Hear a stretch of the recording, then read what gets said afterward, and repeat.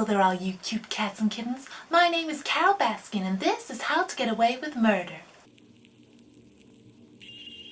So, interesting. Welcome. Yeah, I do look like a Dalek. The flowers are just too spaced apart. If I do that, a cat. Ooh, on trend, a cat. The theme. I look cute. I might keep these. Oh look, I've also got leopard print. Okay, as you might have guessed, the theme is Tiger King. Good afternoon, ladies and gentlemen. I'm Joe Exotic. This is important. Welcome to an analysis of Tiger King. Murder, mayhem and madness. I think that's the right way around. Murder, mayhem and madness. I'm right. Joe Exotic. Look at the fangs on that. What a guy. Oh, here, kitty. What a guy. I watched the whole thing and one, it's like incredible. The drama throughout the whole episode is like, No, I didn't, dingbat. Listen! wow. But like, in the end, I just think no one was in the right. No one was in the right. They all did something, or they were all crazy. Like, there was not one person who I was like, you know what? You are sane. Maybe is it Kelchi? The one who got her arm bitten off.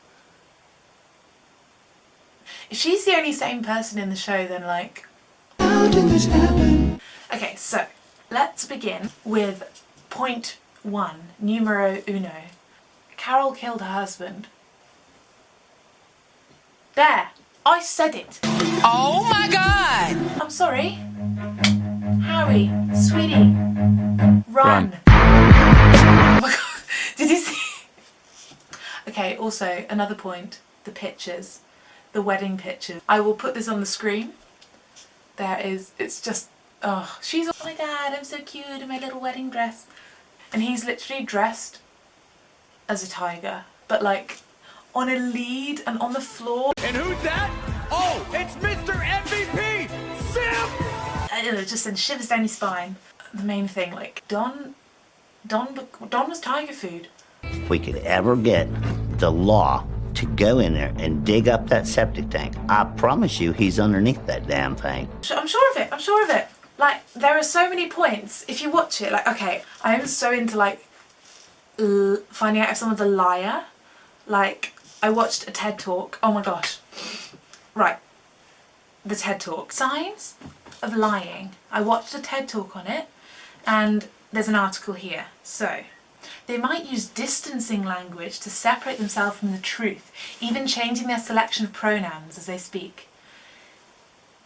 I misplaced her money might become I misplaced the money. Oh my god, that actually happens so much in Tiger King. If you haven't watched it, sweetie, watch the damn show. Thank you. Next. Unusual gesticulating. Okay, this is wrong. I'm sorry. Improvising with the details. No.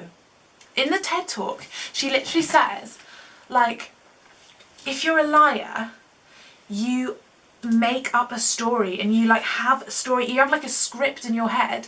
So you'll be like, I went to the shop and then I strolled down the street and then I met my friend. So I went to the shop, then I strolled down the street and met my friend. So you've made that script in your head, and strolled is like in your head. It's just like a random word, but you say it because you've learned that script. And if someone asks you about it, you will say those exact words. And then if someone asks you about it a year later, you will say those exact words because that's what you've learned in your head. That is the lie that you've learned. Whereas if you're telling the truth, you'd be like trying your best to remember as much as you can, and you might go, oh, and another thing, like I was walking down the street, oh yeah, I went to the shop, and then I saw a bird, and then I strolled down the street and met my friend. Like, because you're trying to give the person as much information as possible, especially in something like an investigation. So what I'm bringing this to is in episode 3, I think, which is titled The Secret. I'm pretty sure this is where it happens, because this is where Carol is like stripped apart. Don, her ex-husband who died, his family is interviewed and it's all like, and we see the interview from like when he's gone missing, and she says that he left early in the morning. You're like, okay, that's fine, that's fine. 20 or however many years later, so when they're filming the documentary now, she literally says, and he left early in the morning. Wait a damn minute. Like, I have never used early 3 times in my life. I don't think anyone uses that as like, and she literally says exactly the same thing. She has learned a script, either subconsciously or consciously. She has revised this story that she is telling people, and it ain't true, sis. It ain't goddamn true, liar.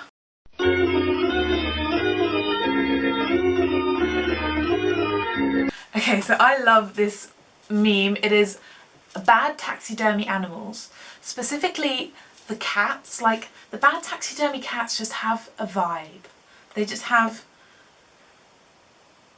a vibe that you just can't get anywhere else. Personal favourite at the moment.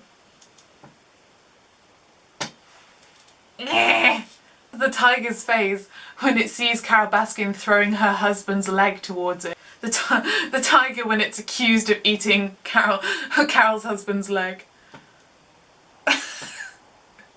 Where's some more? This is the lions after they've been in Joe Exotic's care.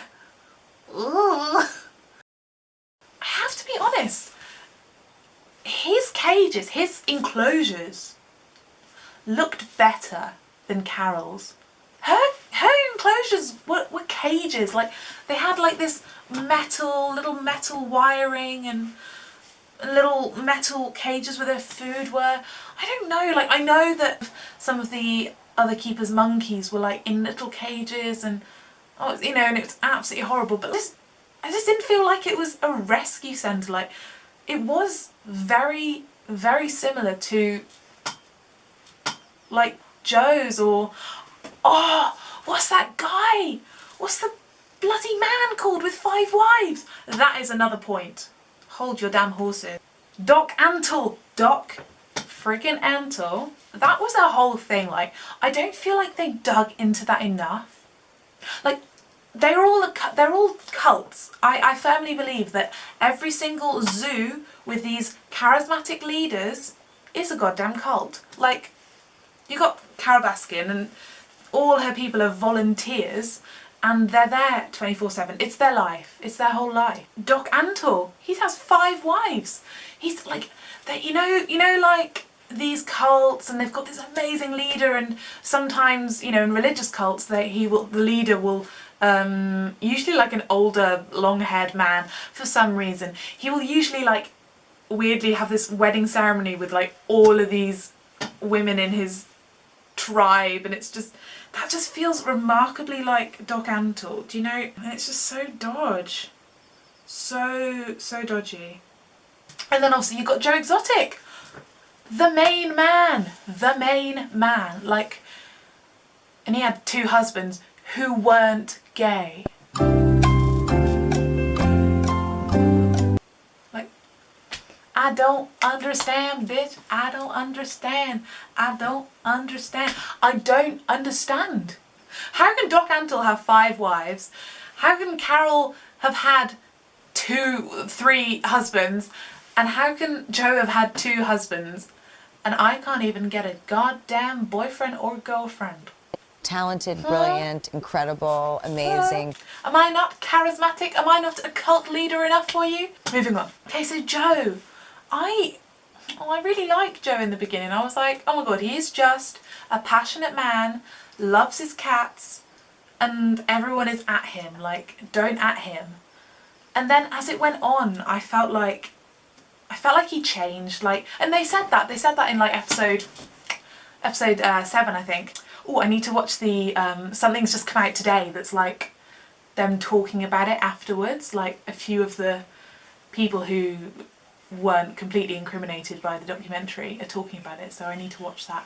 But yeah, Like, I thought Joe was so cool. I was like, it's cool. And I was like, Carol's cool, but she just kind of got on my nerves a bit. Like, I thought she should be called like Karen or something. I was like, but yeah, I thought Joe's alright. And then I feel like as it went along, he was less interested in the tigers and the lions. By the way, it only dawned on me just before I started this video why it wasn't called Lion King. I was like, but there was lions there too. Like, lions are like the main one. Why isn't it called Lion King? Spectacular, never the same. Anyway, I feel like he became more obsessed with the fame and like him as a person being the main thing, and he kind of, the lions and tigers and all other animals, they became background, like, and they were kind of even like interfering in his quest. Like, obviously that is what gave him his power. That's what gave all of the leaders, all of the zoo owners slash cult leaders, their power. Like, these amazing beautiful animals that they kind of exploit. Even Carol, even Miss Baskin, she was, you know, exploiting them. She was selling tickets to, and I get that's kind of, you know, to pay for the food and that, but they're all as bad as each other. I mean, at least she wasn't breeding them, but she used to. Like, she used to breed them. Joe, he just became obsessed. His life was cats, and then it became fame. Like, I want to be famous, you know, this reality show, and like the fact that he kept watching himself over and over again on the throne as like the Tiger King, like, it's just a bit, you know, massive ego, clearly. And then it became about Carol. All of those videos, like, Carol's bitching that she has this black cloud over her head of people thinking that she fed her husband to the tigers. And countless videos. He was constantly making videos hating on Carol Baskin. hey, Carol, it's a voice from your past. Get me the f*** out from under the septic tank. Carol. Like, dude, just leave it alone. It was like that became his main job. Like, the park, he was like, okay, everyone else can do the park. I'm just gonna bully Carol Baskin my whole life. We're not done yet. We're still gonna dig up Carol's ass. Before I'm done with this, I'm gonna have the bitch's head in a jar. I think Carol was just so fed up of it. Like, okay, no one is in the right here, but like, Joe, dude, that was a you need to chill out moment. Carol's birthday next month, and we're shipping her 2 of these. Like, the clip where he literally shoots a model of Carol Baskin in the head, and the hilarious but dodgy music video where the Carol Baskin lookalike is like feeding like a meat hand to the tiger. Oh, here, kitty. Oh my god, you're just like, stop. Under the septic tank.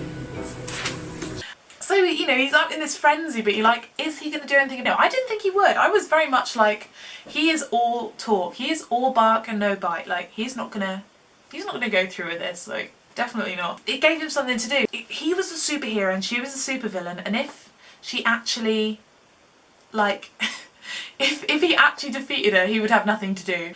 And then this Jeff Lowe and James, James is like the big rich guy and Jeff is like the criminal rich guy. I feel like they're all criminals. Like, that's another point. So many criminals. Everyone is a criminal in this show. Yeah, Jeff and James come along and they're like, that is such a good idea. Sweetie, you should do that. And Joe's like, yeah, it is such a good idea. Like, why didn't I think about this of actually killing her? And they're like, we will help you. Like, we will plan it. And he's like, oh, thank you so much. And they're literally like, bruh, he's so stupid. He was in the wrong. He did want her dead, but at the same time, I don't think, without them, nothing would have happened. Like, hands down. And they admit that. They literally say in episode 6 or 7, they're like, yeah, we pushed him to go through with trying to kill Carol Baskin. Like, yeah, we pushed him to do it. And you're like, Why are they not being arrested for, like, conspiracy to murder? Is that a crime? I'm shook. Actually ridiculous. Maybe Joe is innocent. Maybe Carol didn't kill her husband. Maybe tigers grow on trees. We don't know. It could happen. I feel like every single person is like, yeah, I was in prison for killing like 5 people and then I got out and now I own tigers. It's great, huh? I'm like, okay. In conclusion, all of these zoo leaders are cult leaders. Sorry, that was a bit like depressing, but I'm just very passionate about this. Passionate about a Netflix series. I don't know, it's just everyone on that show, every single person rubs me up the wrong way. Like, I'm literally watching it like, no, like, the vibes are off. The vibes are off. Thank you very much for watching Shinheg Sings, and that was my TED Talk. Try not to get eaten by a tiger.